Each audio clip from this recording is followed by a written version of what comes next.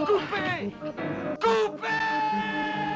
Je crois qu'il y a toujours de bons films espagnols d'horreur, mais c'est vrai que je crois qu'il manque un film qui vraiment transcende. Je suis conscient que peut-être quand nous avons fait le film REC, c'est au même temps à l'affiche avec l'Orphelinat de Juan Antonio Bayona. C'était important pour l'industrie espagnole de faire confiance aux films de genre, qu'il y avait deux précédentes si récentes de succès. Maintenant, il y a des films isolés, mais je crois qu'il faut attendre les prochains films qui vraiment cartonnent et qui transcendent les limites du genre. Je crois que vous avez parlé de Jess Franco, que c'est un absolu maître, spécialement nous a montré l'importance de la liberté. If you like to shiver and shake, quiver and quake, there's mayhem on a monstrous scale in the most unlawful, really awful, awful Dr. Orlov.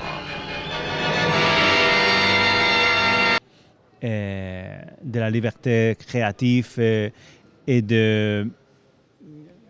Jésus était quelqu'un qui s'en fout des limitations monétaires ou morales, il s'en fout de tout. Et je crois que c'est un exemple de faire les choses dans une ambiance que ce n'est pas supportive, non? Mais il y avait Paul Nash, il y avait... Breathe their aroma, because it'll be the last smell of your life. Il y avait beaucoup de réalisateurs, mais parce que je crois qu'il y a quelque chose de fantastique inhérent à notre culture. Il y a de fantastique dans Buñuel.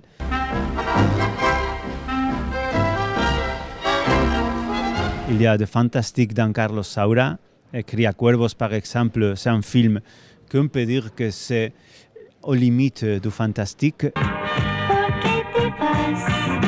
Je crois qu'il y a une tradition espagnole qui vient des romans de Gustavo Adolfo Bécquer. On peut trouver dans Edgar Neville La Tour du Sept. Je ne sais pas si ce film est connu hors Espagne. Mais il y a une tradition fantastique. Je ne suis pas sûr si on est dans le meilleur moment. En parlant de répercussions commerciales et de public, je ne sais pas. Il y a des réalisateurs toujours intéressants. Je crois qu'il y a partout, il y a des petites snipers, ¿no? Como francotiradores.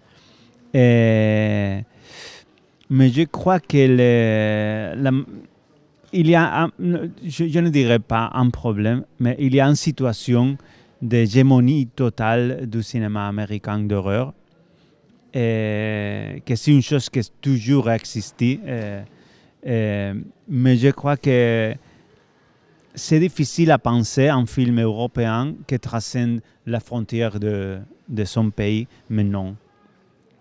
Je n'ai vu aucun film italien à l'affiche en Espagne, un film italien d'horreur par exemple. Pour les films français, c'est super difficile de sortir en salle en Espagne, par exemple.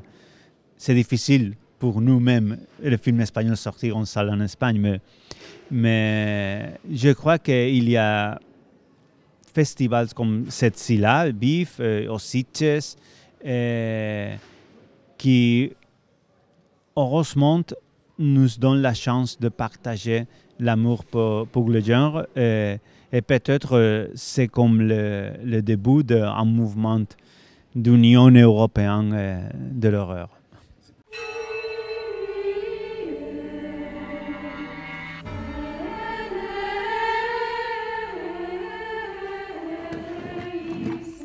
J'ai fait un film pour Netflix qui s'appelle Hermana Muerte. Et j'étais toujours consciente que c'est un film qui va assez regarder 99% du public sur la télé. Et beaucoup de gens sur une tablette, et le pire cas, c'est dans un portable, un téléphone. Ça arrive. Et tu peux aimer ça ou non, mais c'est la réalité. Et j'étais super conscient de ça en train de tourner le film. C'est un film qui doit être... je ne parle seulement sur le cadrage ou la photographie, même sur l'édition du film. Parce que quand tu es dans la salle, tu es captif du film. Et le film est en commande. Tu es passif. The film is the boss. Quand tu es chez toi, vous savez, the power is yours. Et je crois que c'est pas bon d'ignorer ça. Il faut travailler d'une manière différente, être consciente de quelle est la situation du public que tu vas arriver avec ton film. Je comprends, ma fille. Tu verras, tout se passera bien. Par exemple, comme notre film a sorti, avait une petite avant-première à Sitges, on a fait un dessin de son spécifique pour Sitges, pour la salle. Et on a changé les sons parce que on sait que quand tu vois mon film dans la salle est presque en silence, et la lumière sont attentes. Je sais les conditions que tu vas les voir, mais je ne sais pas comment tu vois, parce que à la maison ou à la salle de gym, j'ai vu des films dans les portables en la salle de gym. Et c'est pas la même expérience, absolument. Et arrêtez de faire tourner cette putain de caméra! On en a rien à foutre, on continue à filmer.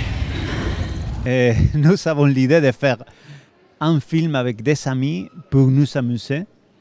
Très petit budget, un tournage assez vite, assez rapide.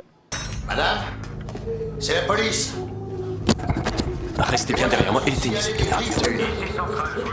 Envoyez-nous immédiatement une ambulance. Parfait. Ça va aller, Cochette. Et ce qui arrivait après, c'était une surprise pour nous.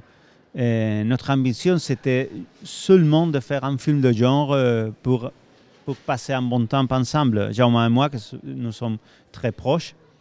Et c'était, on va faire quelque chose pour s'amuser. Et c'était une leçon pour nous que ces libertés et ces absences d'ambition a devenu réellement quelque chose d'utile pour arriver à connecter avec un public international. Et je crois que REC a changé notre vie dans différents aspects, mais à la manière qu'on pense le film.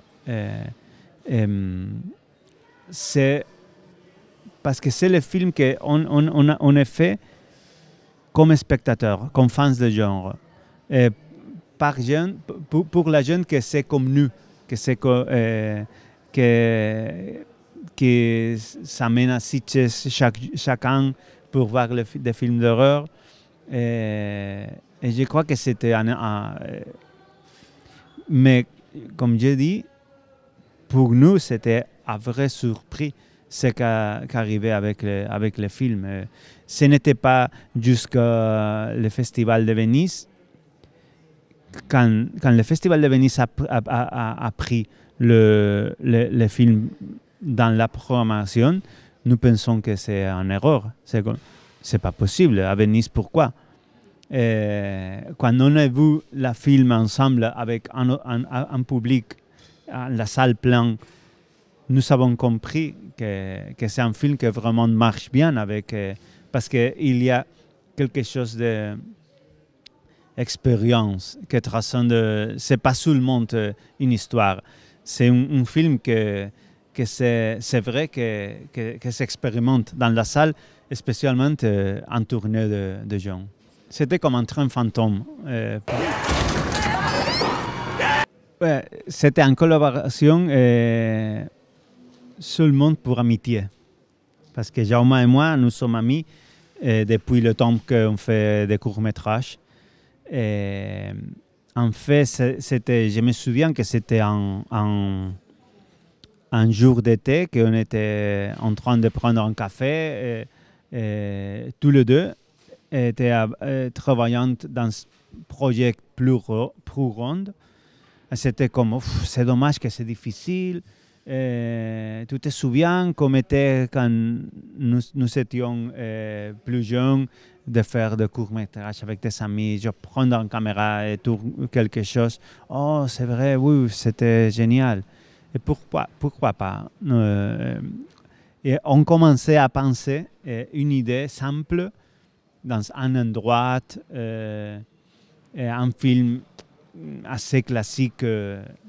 Nous avons pensé de vampires, de loups-garous, pourquoi pas zombies. Et c'était comme ça. Alors, ce que je veux dire, c'est que nous n'avons pas décidé de faire le film ensemble. C'est que seulement la conversation n'a jamais eu lieu de qui réalise le film. Oh, parce que tous les deux, c'est naturel. Ouais. Bonsoir à tous, je suis Angela Vidal et je me trouve ce soir au milieu d'une compagnie de pompiers que je vais pouvoir accompagner dans ces interventions. Le truc, c'est que Manuela est comédienne. Manuela, elle avait formation comme comédienne, mais il travaillait comme téléjournaliste. Alors pour nous, c'était la combinaison parfaite parce qu'on avait un comédien formé et en même temps, elle était quelqu'un que quand tu regardes, il n'était pas une célébrité, mais c'était un visage que tu peux dire, je la connais de la télé. Et pour nous, c'était important pour renforcer le sens de télé-réalité qu'on veut donner le film. En fait, c'était parce qu'on pense que quand tu travailles dans un sujet que c'est un cliché, ou quelque chose, c'est comme vampire, esprit, c'est dans une tradition si longue qu'il faut ajouter quelque chose à nouveau, quelque chose que tu n'as pas vu.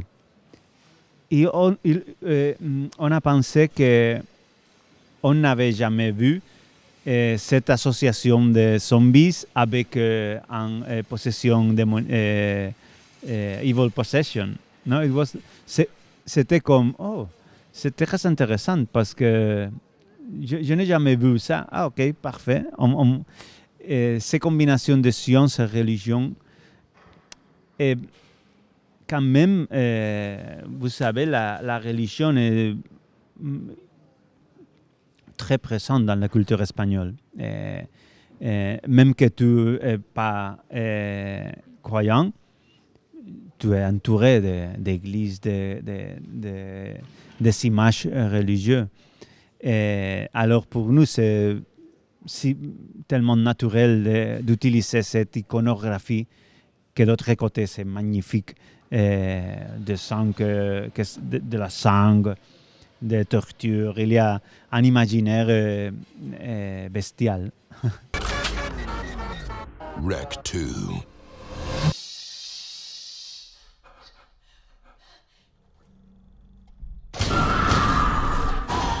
Notre culture, pendant, je ne sais pas, depuis la Reconquiste, c'était comme 5 siècles d'art exclusivement religieux. C'est comme ça à toute l'Europe, mais peut-être en Espagne, pendant le siècle XX, à cause de la dictature de Franco, l'Église avait encore un poids aussi fort. Moi-même, comme un enfant, j'ai une éducation religieuse et chaque jour, j'étais à l'école avec un crucifix, une personne torturée avec de la sang. Chaque jour, cette image, c'est pas innocente. Il reste quelque chose dans ton cerveau que c'est un peu inquiétant, mais pour nous, c'est naturel. Rec 3, Genesis. Pour moi, c'est pénible les sagas consistait seulement à faire les mêmes films une fois et une autre fois. Et quand arrivait le moment de faire Rec 3 et Rec 4, Jaume et moi vont dire arrête le found footage, on doit faire quelque chose de différent. Et j'ai voulu faire une comédie romantique un peu. To bear witness to this holy matrimony, to celebrate a love that is caring, accepting, and enduring of all things. For what God has joined together, let no man tear apart. Influencé par un cinéaste que je crois que c'est pas si populaire hors de l'Espagne, que c'est Luis García Berlanga, que c'est valencien comme moi-même, et c'est le roi de la comédie en Espagne. Et je voudrais faire quelque chose de populaire, avec beaucoup d'humour. Et Jaume m'a demandé de casser la caméra. Il m'a dit, s'il vous plaît, fais ce que tu veux, mais casse la putain de caméra. Ouais.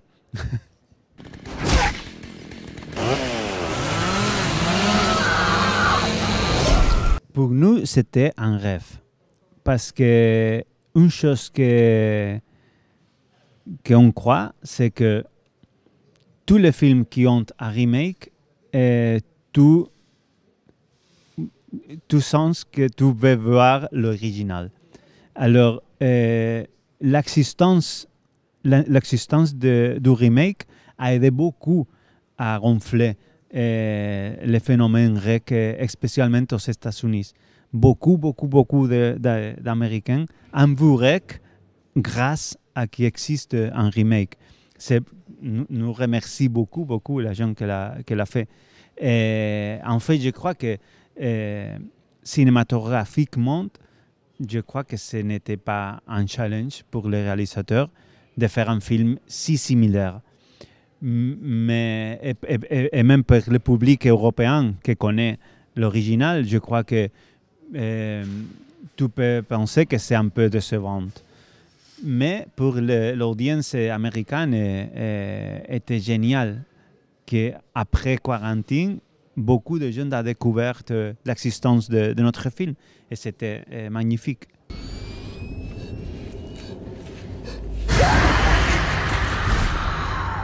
Chaque film répond à une nécessité de parler de quelque chose d'important pour toi, comme scénariste, comme réalisateur.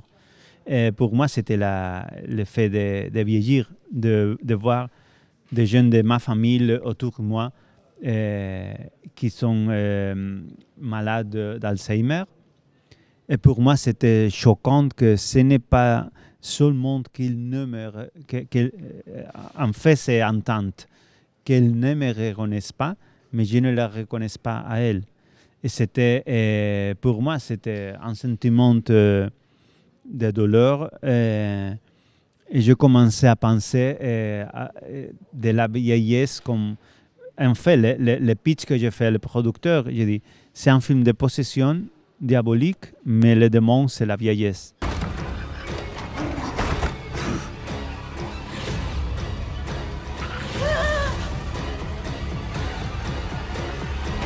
Et il m'a dit, oh, c'est intéressant. Je crois oui, on peut faire ça. Et pour moi, c'était parce que je crois que tous les films de genre cachent quelque chose dessus la surface. En ce cas, c'est parler de ces sentiments tristes qui t'arrivent quand tu commences à perdre autour de toi l'argent. Merci. Désolé pour mon français, mais vous avez compris tout, oui? Ah, merci. Merci à vous. Au revoir. Merci.